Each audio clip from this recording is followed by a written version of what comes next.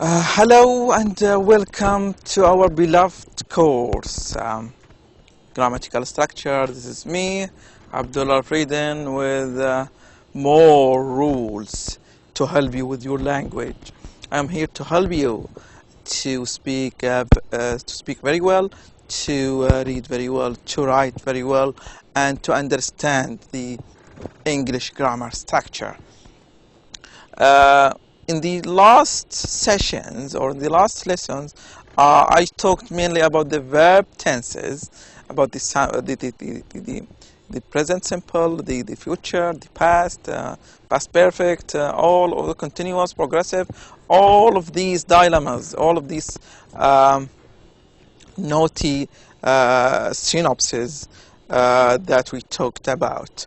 Today we are going to talk about something called subject-verb agreement, which is very important, and I think we have it in Arabic, but it's different in Arabic than in English, and the rules in Arabic will not help us understand they will help us to understand the subject-verb agreement in English, but they will not help us to learn the English rules, and I'm going to explain this in a minute. In Arabic we say الطالبان يذهبان. عندنا الطالبان يذهبان متفقان في التركيبة. الطالبان يذهبان، ما قلنا الطالبان يذهب أو الطالبان يذهبوا. In English we have the same, but it's a bit different. We talked about this earlier, that for example we have that he takes is. This is the simplest rule of subject-verb agreement. We say, for example, I am. We say they, for example, they are. So this is the simplest subject-verb agreement. Let me again.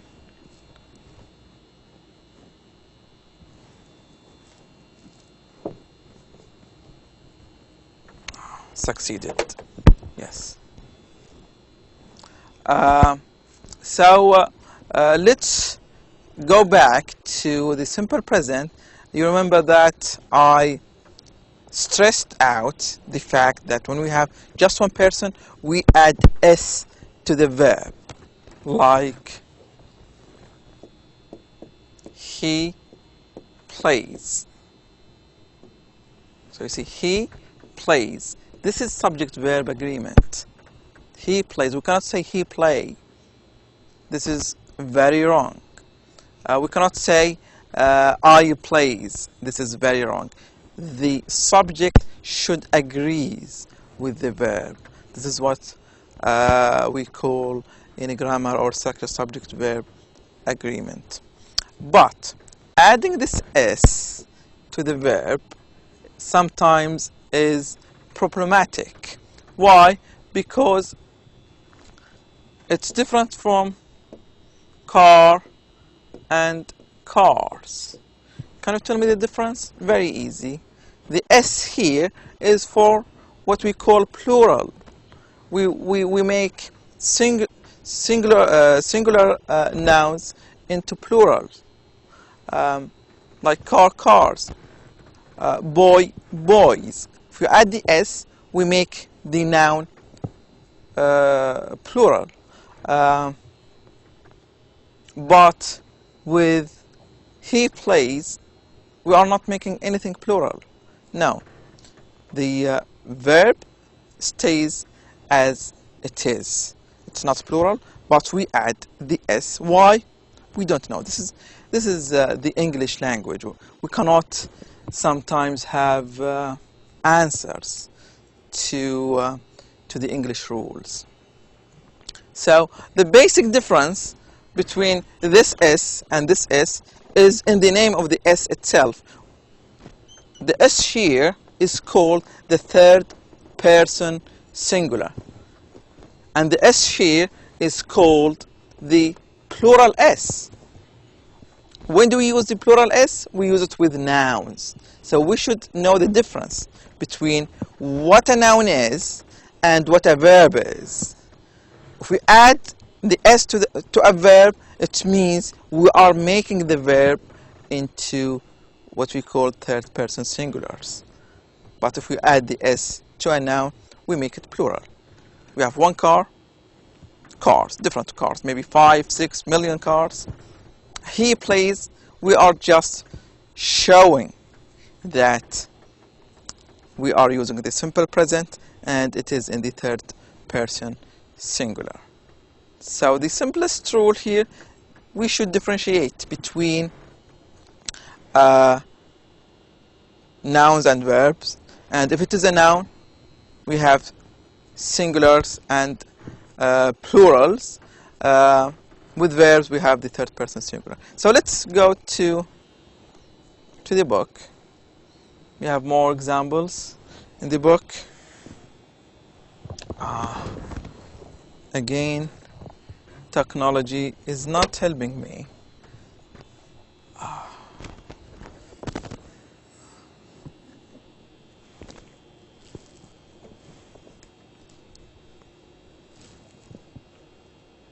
Yes, now technology is helping me.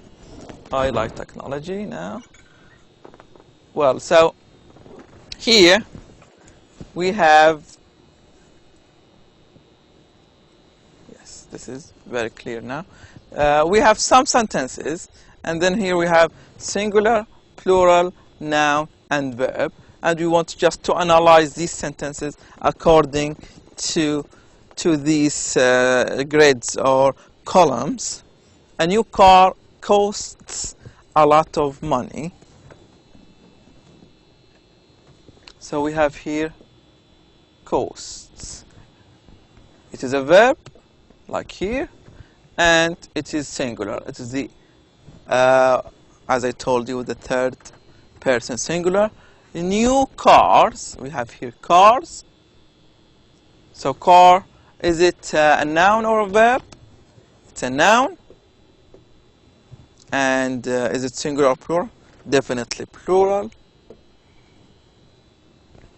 My neighbor makes a lot of noise. We have here a noun or a verb. It is a verb.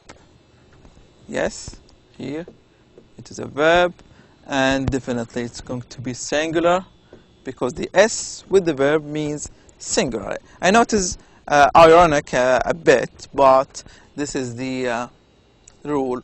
The S with nouns, excuse me, the S with nouns is considered plural. The S with verb is considered singular. So number 4, my neighbors make a lot of noise. Neighbors here, noun, and it is plural. Bill drinks tea for breakfast. I'll leave it for you. Cold drinks taste good on a hot day. Please do not cheat. Answer them from your head and then check your answer. Please be honest with yourself. God is watching you. If I'm not watching you, God is watching you. I'm only joking. So don't take it seriously. I know that all of you are good students.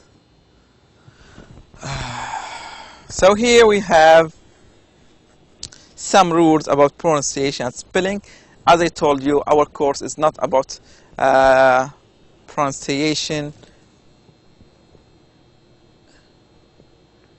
and spelling, but there is no harm of trying to explain this for you. So sometimes if the noun, we have a noun, we add S. Let me maximize the page for you. Let me use now the blue, or better use the blue here, or let me use the red because there is blue here and I don't want to confuse you. So we have a noun, we add S. If the noun ends with with s, we add es. The verb sometimes is the same. We have a verb, we add s. Sometimes if it ends with ch, we add es. There is no rule behind, there are no strict rules behind these, because sometimes the rule is not applicable to all nouns, but usually it is the case. If it ends with ch, we add es. Seats, it becomes seats. Ropes, it becomes ropes. Bags, it becomes bags, and etc. The rest of the rules, you will find them here on page 85. And yes, good. I discovered the trick. I just poke or pinch the screen and it goes back to its normal. What I want to talk about, not today, but likely in the next classes, because I don't want to rush into things, and I don't want you to feel that I am a bit on a hurry or speeding up things. So I'm going to relax things, to take it easy, and stop talking about these subject-verb agreements, because next class I am going to talk about nouns, count nouns and non-count nouns. Nouns that we count, like pens, 1 pen, 2 pen, 3 pens. We have here, for example, 2 pens. We can count them, 1, 2.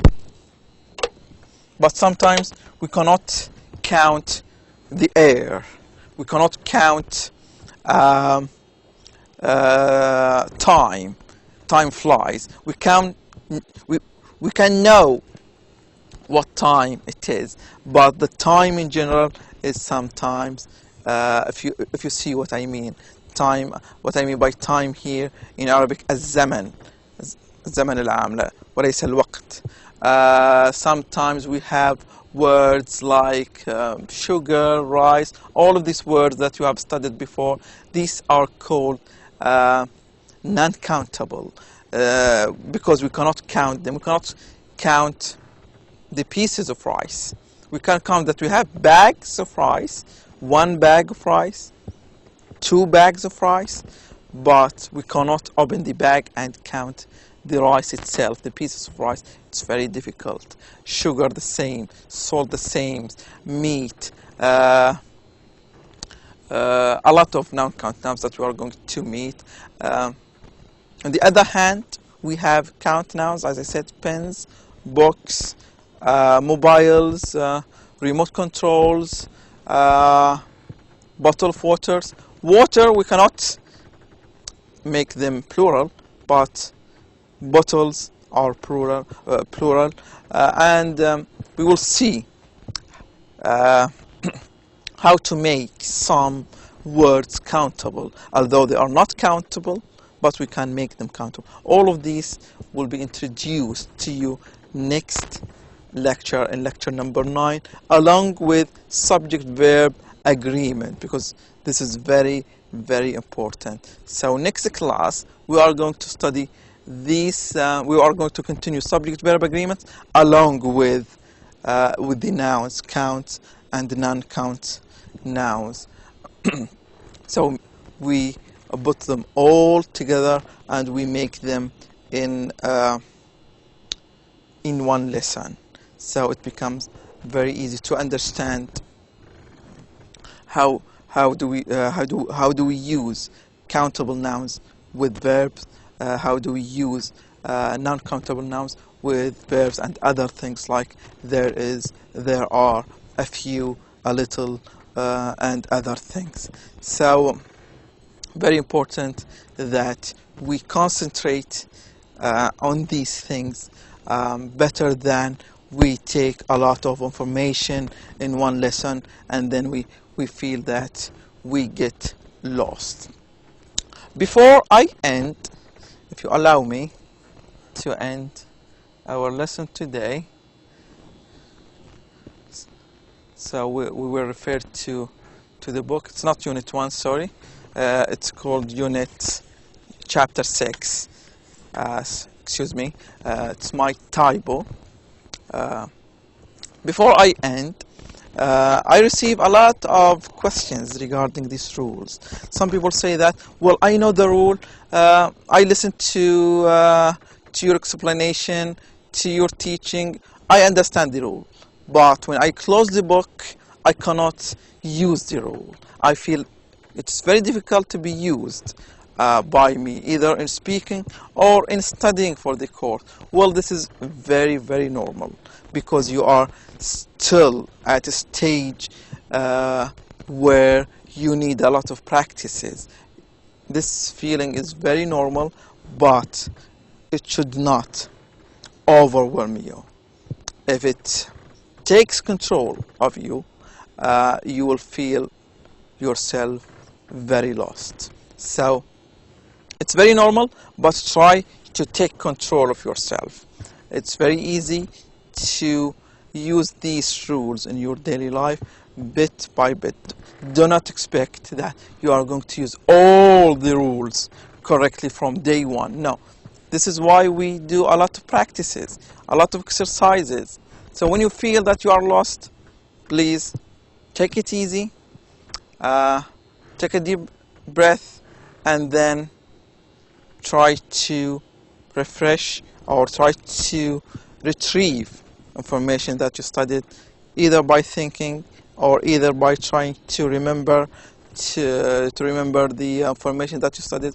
If you feel that you failed to remember the information, go back to the rule, study it more, do a lot of exercises from the book and outside the book until you feel that this rule, well, I have control of this rule. This is one of the important questions that I receive regarding our course, because now we have progressed fairly enough with a lot of rules, and some people find it difficult to keep up with all of these rules. So what I want from you is that when you study the rules, do the exercises, test yourself and see whether you have mastered the rule or not, whether you feel that you are very confident in using this rule or not. Because if you feel a bit uncertain, go back to the rule. This is the simplest way to do it. And try to speak with yourself. One way to do it, nowadays with all of these technologies that we have in our laptops and PCs and iPads, iPhones, you can video record yourself or voice record yourself. Try to record yourself and then see whether you are doing very well or not. Try to speak about something very easy and try to use the rule that you want to practice. For example, subject-verb agreement. Try to talk about something in the simple present, for example, for 1 or 2 minutes, and then go back to your speaking or go back to your recording, to your video clip or voice clip, and check your language by yourself. Self-assessment is very, very important, because if you follow a self-assessment approach, would be more encouraging to you than being assessed by your teacher, by your colleague. Some embarrassment might take place, but as I said, self-assessment is very important. I'm trying to encourage you to do something called, in language learning, something called self-autonomy. Self-autonomy is self-learning. You initiate the desire of learning. It comes from inside you. Intrinsic It's called intrinsic motivation. You motivate yourself from inside. You feel that you want to learn the language and you want to do it yourself, not the help from your teacher or from anybody else. That does not mean that you don't need a teacher or you don't need a course to study. Well, no, it's not that extreme and nor the other extreme. It's something in the middle.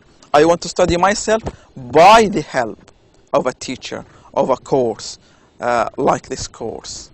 It does not mean that, well, I don't need a teacher. I'm capable of doing myself, and I'm not going to listen to anyone. I am very good in English. I have spent in America 5-6 years, or I have studied for 6 courses in different institutions. I've been working, for example, in Aramco, in any English-speaking company.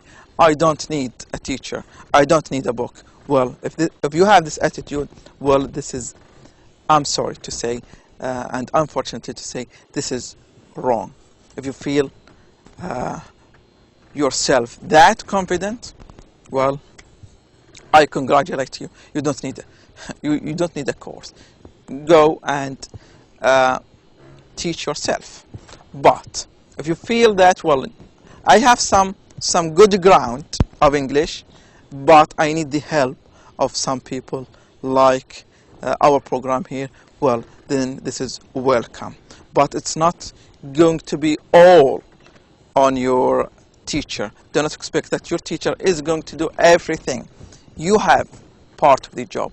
You have part of the assignment that you have to do, which is that you need to take the initiative and to take your role positively. You should have some positive attitude towards learning English, and this is very, very important. I spent this part of this lecture telling you this because I think this is very, very important. I had a lot of students with very good attitudes, very good aptitudes toward learning English, and they were very successful, and I'm very glad to see them very successful, and I hope also you will be very successful. Just think of 3-4 years from now, you are specializing in English, majoring in English. Everybody is talking about you. Well, this gentleman or this lady is mashallah very good in English. Just think of this, and this dream is going to be true. Believe me, today or tomorrow. If you work hard, believe me, your dream is going to happen. This is what I did for myself. I set up a dream for myself, and alhamdulillah, I have achieved this dream. Still, I haven't achieved all of my dreams, but I have achieved one of the toppest dream that I think I was looking for. So again, with all of these rules, do not get frustrated about having a lot of rules that you think some of them are easy, but the others are not easy, and I feel very difficult to understand them or very difficult to use them. Whenever I close the book, everything, it's like evaporated from my mind. Well, don't worry, you are on the right track. This is a very important step, a forward step towards success, which means that you are doing something. If you are not doing something, you will not feel anything. But since you are feeling that you are doing something, well, this is very good. This is learning, and you need to have some ambitions and some time to do it, some efforts, and you should have the desire to do it. I know all of you have the desire to learn English because you like English, because you want to learn English, because you want to have some English for your job, for your life, and for other purposes. But desire is not enough. You should have two things: time and effort. Exerting efforts with time. If you have effort but you don't have time, well, this is a problem. I know most of you, most of the students does not have time to study for this course because they are busy with their families, busy with their jobs, and this is a problem. But you need to spend some time studying. So without time, and you have the efforts, it's useless. And it's the opposite. You have time, but you are not doing any job. You are not studying. You are not exerting any efforts. It's useless. But with time and effort, I think it is it's going to be very fruitful. If you plant something today, you are going to harvest, to get the results, to get the ultimate outcome of your studying at the end of this course. So I hope that this little piece of advice is going to help you with studying this course. Again, I wish you all the best in studying this course. I will be very, very glad to receive any question about this course. You don't know how glad I am when I receive your questions or queries regarding this course, because I am here to help. And when I help someone, I think I am going to be very, very happy. So please email me or phone me when you have difficulties. Thank you very much. Thank you for listening. Thank you for watching, and all the best.